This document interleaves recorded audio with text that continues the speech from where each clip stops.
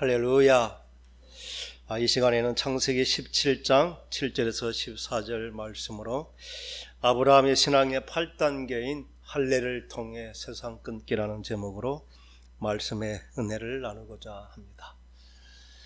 우리 텃밭을 통해 얻는 교훈이 참 많습니다.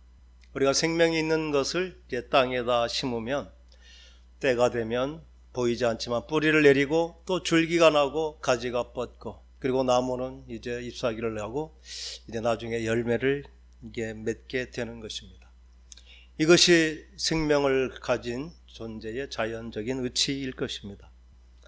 그런데 우리가 믿는 복음, 이 복음이 만약 씨라고 한다면 이 복음도 반드시 자라날 텐데 이 복음으로 인하여 맺혀지는 열매가 무엇일까요?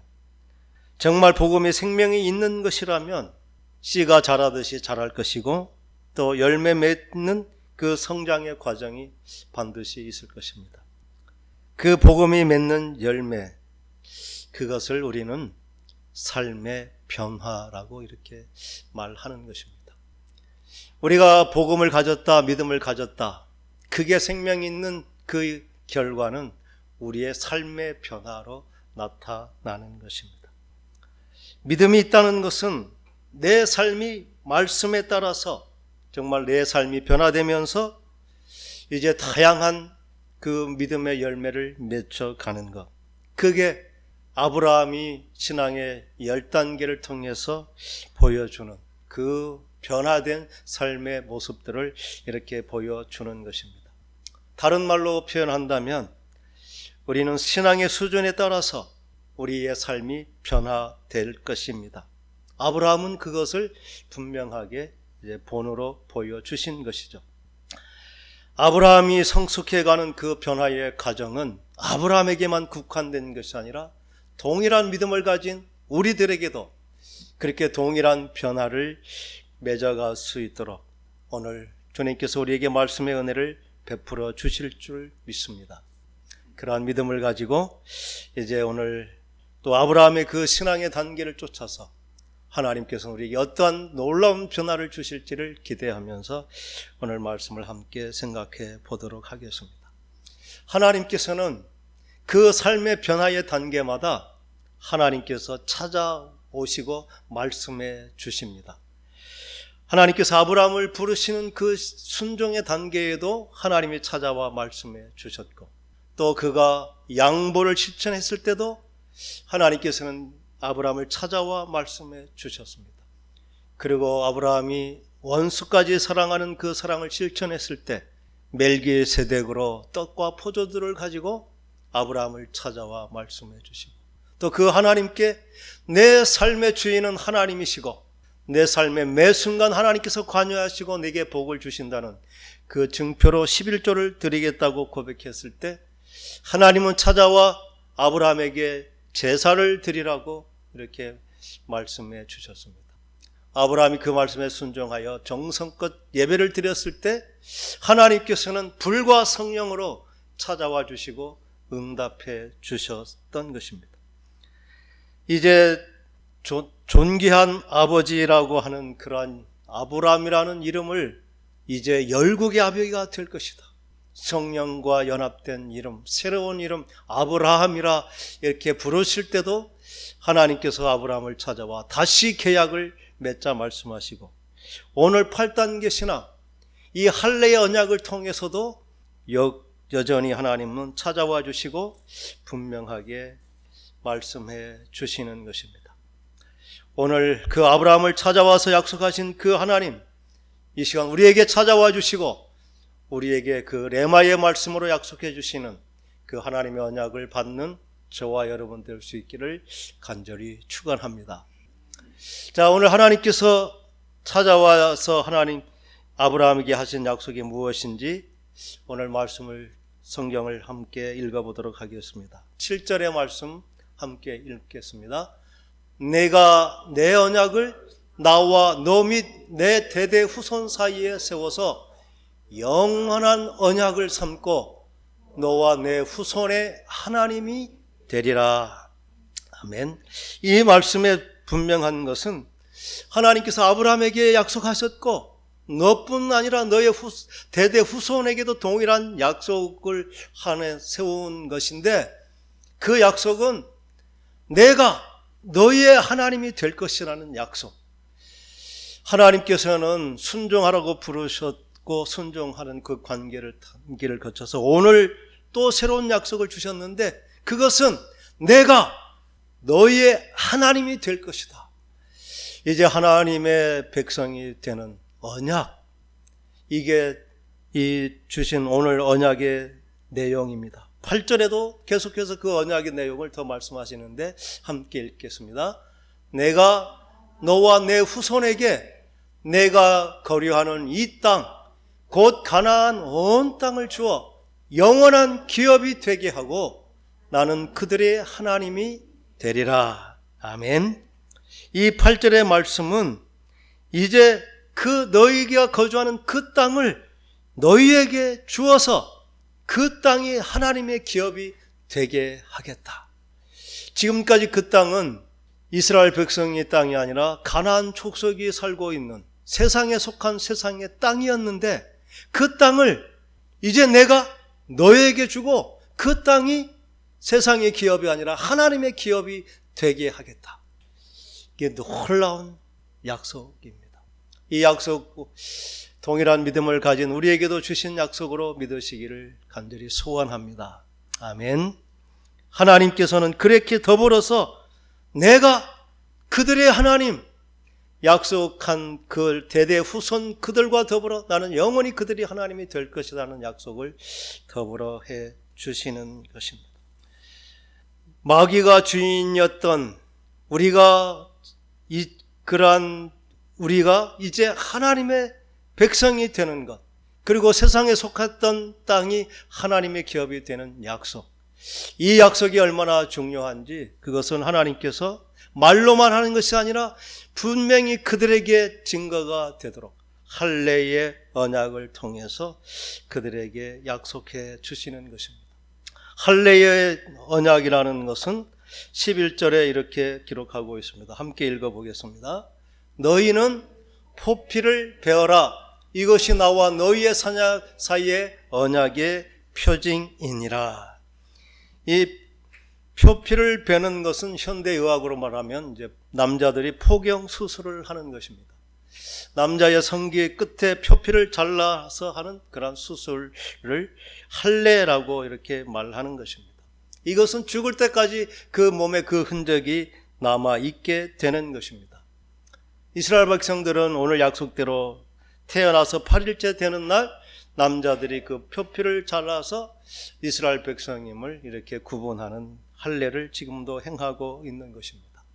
과학적으로도 그 8일째에 신생아가 피를 멈추게 하는, 그리고 고통이 없이 정말 잘 이제 그 치유가 되는 그 적절한 시기가 8일이라는 것을 과학자들은 지금 증명하고 있습니다. 하나님은 그냥 의미 없는 8일이 아니라 그렇게 아주 과학을 뛰어넘는 하나님이 가장 좋은 때를 이렇게 말씀해 주셨는데, 이 아브라함들은 이미 나이가 많이 들어버렸죠. 아브라함이 99세, 처음 나온 이스마엘은 13살, 그리고 그 안에 식구로 딸린 많은 식구들, 8살 이미 8일이 지나버린 모든 남자들은 할례를 약속한 그날에 다 이 포피를 자르는 할례의 언약을 지켰던 것입니다. 왜 하나님께서 이 할례를 행하라고 하셨을까? 왜 하필이면 남성들의 그 성기의 끝을 자르게 하셨을까? 13절에는 후반절에 이렇게 말하고 있습니다. 너희 집에서 난 자든지 너희 돈으로 산 자든지 할례를 받아야 하리니 그 이유는 이에 내 언약이 너희 살에 있어서 영원한 언약이 되려니와, 이렇게 말합니다.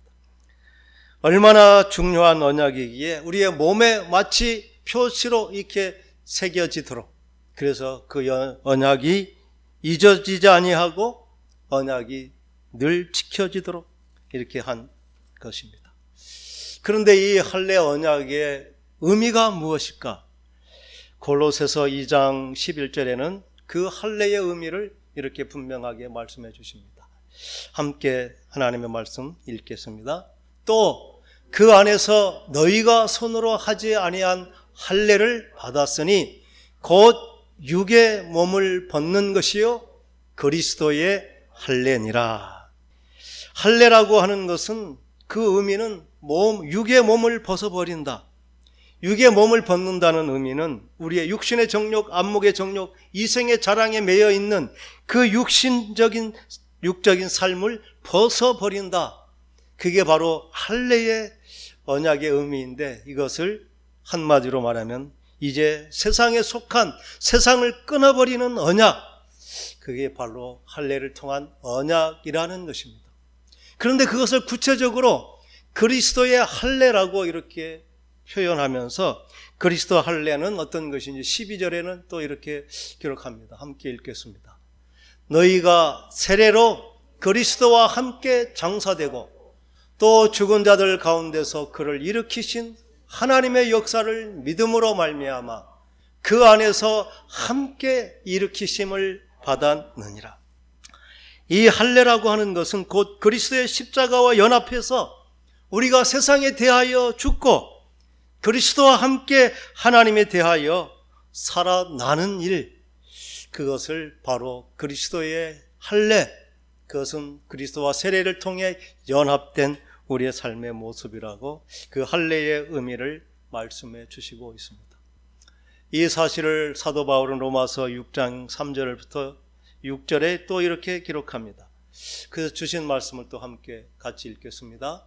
무릇 그리스도 예수와 합하여 세례를 받은 우리는 그의 죽으심과 합하여 세례를 받은 줄을 알지 못하느냐? 그러므로 우리가 그의 죽으심과 합하여 세례를 받음으로 그와 함께 장사되었나니 이는 아버지의 영광으로 말미암아 그리스도를 죽은 자 가운데서 살리심과 같이 우리로 또한 새 생명 가운데서 행하게 하려 함이라. 만일 우리가 그의 죽으심과 같은 모양으로 연합한 자가 되었으면 또한 그의 부활과 같은 모양으로 연합한 자도 되리라. 우리가 알거니와 우리의 옛 사람이 예수와 함께 십자가에 못 박힌 것은 죄의 몸이 죽어 다시는 우리가 죄에게 종노릇하지 아니하려 함이니.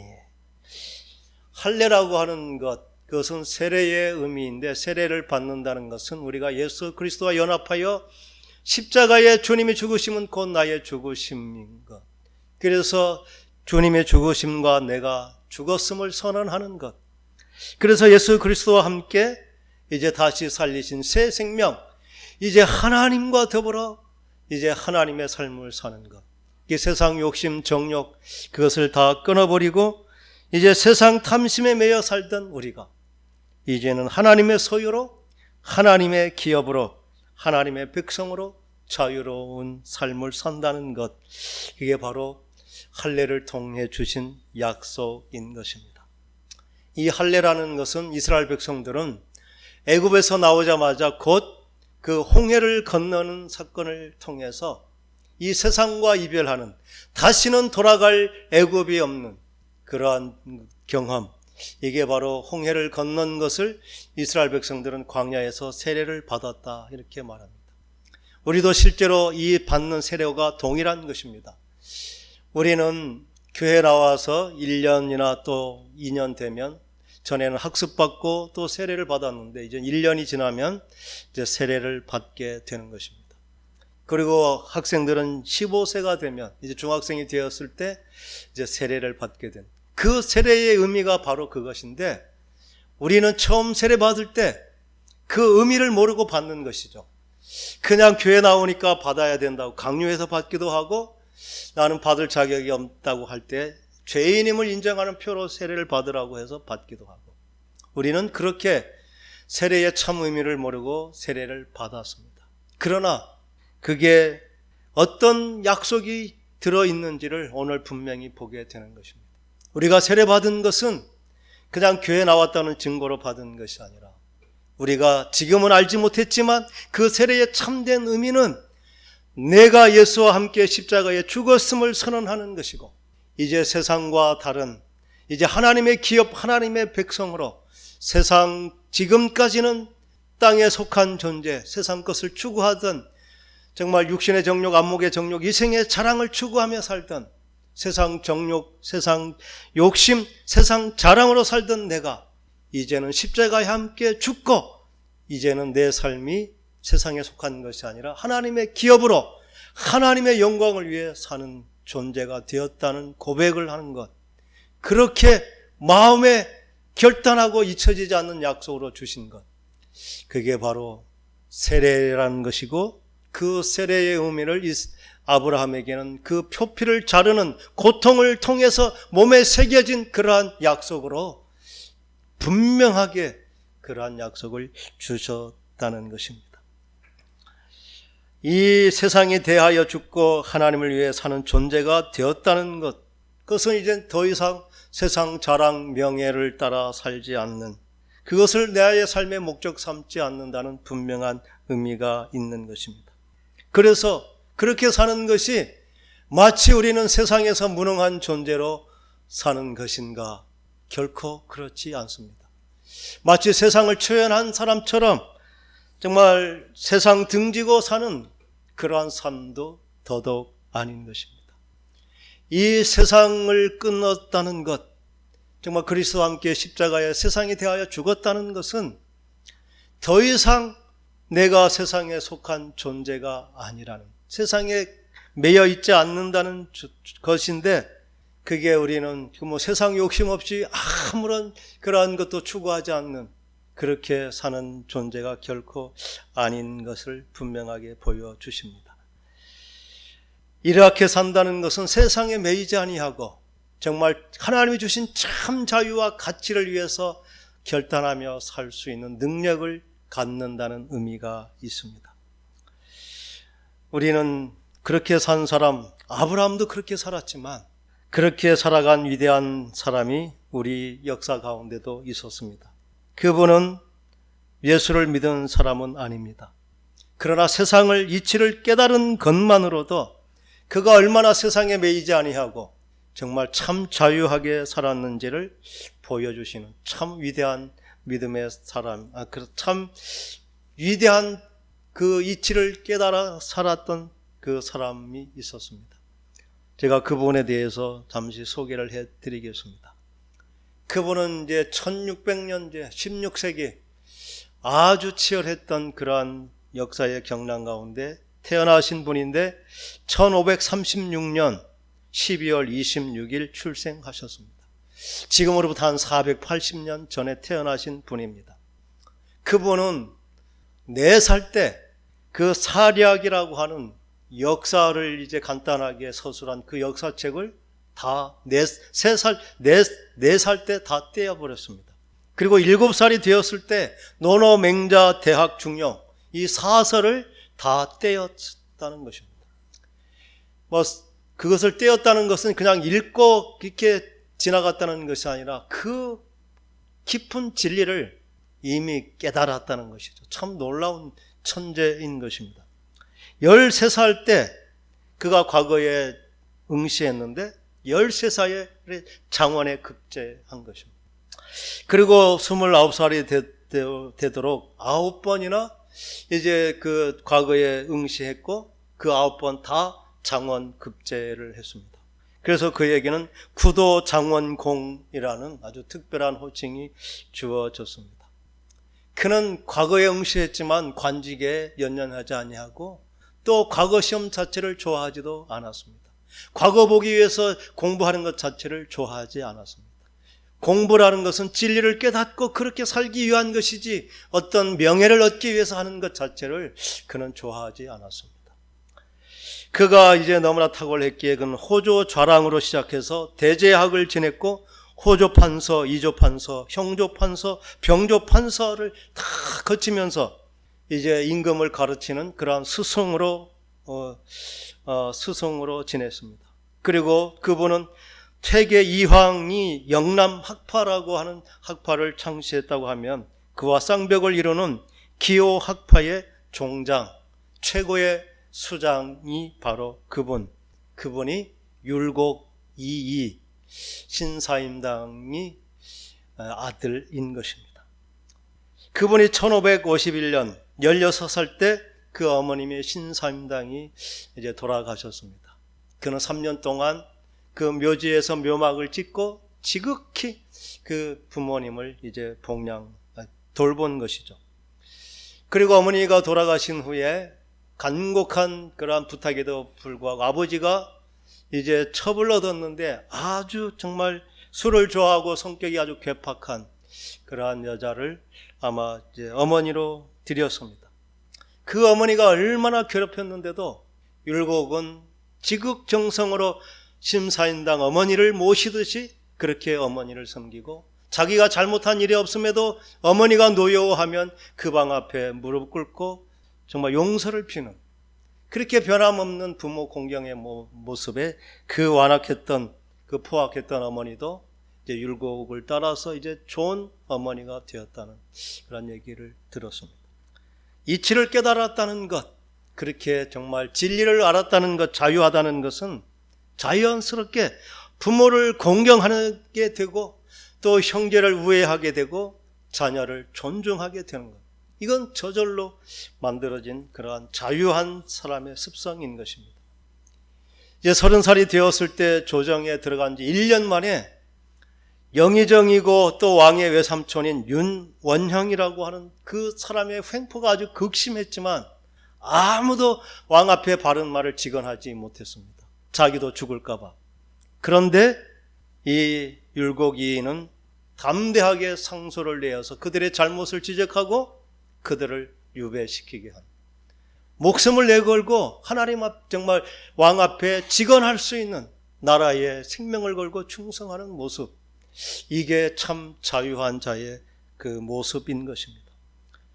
그의 삶은 정말 당시 최고의 학자였고 또 수많은 그러한 책들을 통해서 후세들에게 정말 그 좋은 교훈을 남기기도 했지만 그는 자기의 생계를 위해서 대장간을 만들고 자기가 손수 그 풀무불을 이렇게 달구면서 그 뜨거운 쇠를 망치로 쳐가면서 농기구를 만들어서 그것을 싼 값으로 백성들에게 팔아서 그것으로 자기의 생계를 꾸려갔다는 것입니다. 이해가 되십니까? 그분은 정말 죽음에 앞서서까지 나라와 민족을 위해서 자기 몸을 돌보지 않고 그렇게 병세가 깊어서 죽었는데 그는 수의를 살 돈마저 없어서 다른 사람의 수의를 입고 장사를 지냈다는 것입니다. 얼마나 청렴 결백했는지 그 높은 자리에 그 뛰어난 학문을 가졌음에도 불구하고 결코 자기를 위해서 돈을, 명예를, 권력을 탐하지 않는 모습. 정직했기에 많은 돈을 받지 않았지만 그래도 넉넉한 자기의 그 급료를 또 가난한 사람들에게 나눠줘서 정작 자기를 위해서는 수의 한 벌 살 돈마저 남기지 않는 이 위대한 삶을 산 것. 이게 자유한 사람의 모습인 것입니다. 마치 서서평이라는 선교사님이 정말 광주 시내에서 그 간호사로서 또 최고의 어떤 그 학문의 그 수장으로서 또 간호대학을 만든 그런 사람에도 불구하고 정말 자기가 덮고 있던 담요 반쪽까지 다 나눠주고 정말 자신을 위해서는 한 푼도 남기지 않는, 그래서 광주시민 거지들 모두가 다 그 장례에 참여해서 눈물로 그렇게 사회장을 치렀던 그 위대한 믿음의 사람, 이러한 사람들이 세상을 끄는 사람들의 위대한 모습인 것입니다. 그들은 능력이 없어서 그렇게 산 것이 아닙니다. 그들에게 수많은 권세가 주어졌고 돈이 주어졌고 높은 지위가 주어졌던 것이죠. 그것을 가질 만한 능력이 있었고 그들은 그 정말 기술과 그 능력을 겸비한 마음만 먹었다면 자기를 위해서 호화로운 정말 대저택을 남길 수 있는 그러한 자리에 있음에도 불구하고 그것을 연연하지 아니하고 가난한 이웃들에게 더 남겨주기 위해서 한 사람도 정말 가난 때문에 고통받지 않기를 원하는 그 사랑의 마음으로 그게 자기의 가진 재능, 그 권력, 명예 모든 것이 하나님의 도구로 쓰임받게 한, 이게 바로 세상을 끄는 자의 참된 삶의 모습인 것입니다. 아브라함이 보여준 삶, 그것은 세상을 끄는 삶의 모습이 무엇인지 우리는 그렇게 진리를 깨달은 위대한 한 사람의 삶을 통해서도 볼 수 있습니다. 우리가 예수 믿는다는 것은 하나님의 말씀대로 순종할 때 우리는 놀라운 지혜를 가지게 되고 삶의 능력을 하나님께서 부어 주십니다. 그래서 이 진리를 통달한 사람은 경제의 흐름, 그리고 시대의 흐름, 어떻게 하면 돈을 벌 수 있는지 그것을 볼 수 있는 눈이 열리게 되는 것입니다. 하나님께서도 우리에게도 그러한 은혜를 베풀어 주실 줄 믿습니다.